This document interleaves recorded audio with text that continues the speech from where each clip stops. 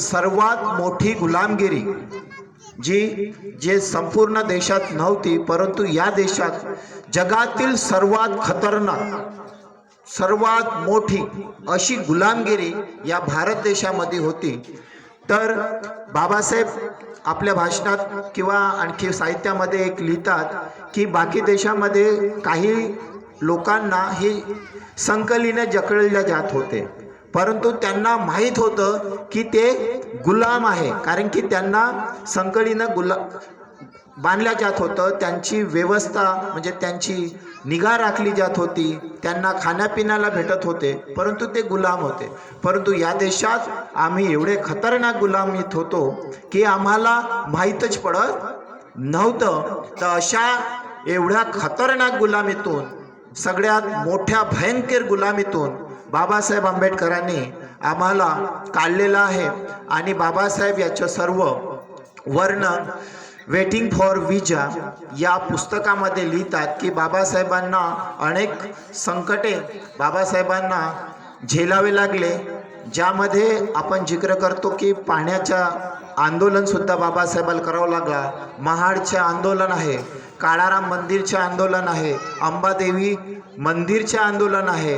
परंतु बाबासाहेब म्हणतात की हे सर्व आंदोलन यासाठी करावे लागले कारण की त्या काळातील जे आमच्या समाजाचे जे लोक होते यांना काहीतरी करून दाखवायचं होतं, आणि ते करून दाखवल्यानंतर त्यांना त्यावर विश्वास बसत होता की या समाजातील जे अस्पृश्य पुरुष लोक आहेत त्यांना हे सर्व करून दाखवल्यानंतर त्यांच्यावर विश्वास बसत होता। आणि याप्रमाणे बाबासाहेबांनी हे सर्व आंदोलन 14 ऑक्टोबर 1956ला नागपूरच्या या दीक्षाभूमीवर आणून आम्हाला भगवान गौतम बुद्धाच्या ओठीमध्ये टाकलं, आणि त्यानंतर आमचे हे सर्व उद्धार झालं। त्यामुळे आमची ही गुलामगिरी जी नष्ट झालेली आहे, त्यामुळे बाबासाहेब आंबेडकर हे आम्हाला डोक्यात आणि डोक्यावर घेण्यासारखे आहेत।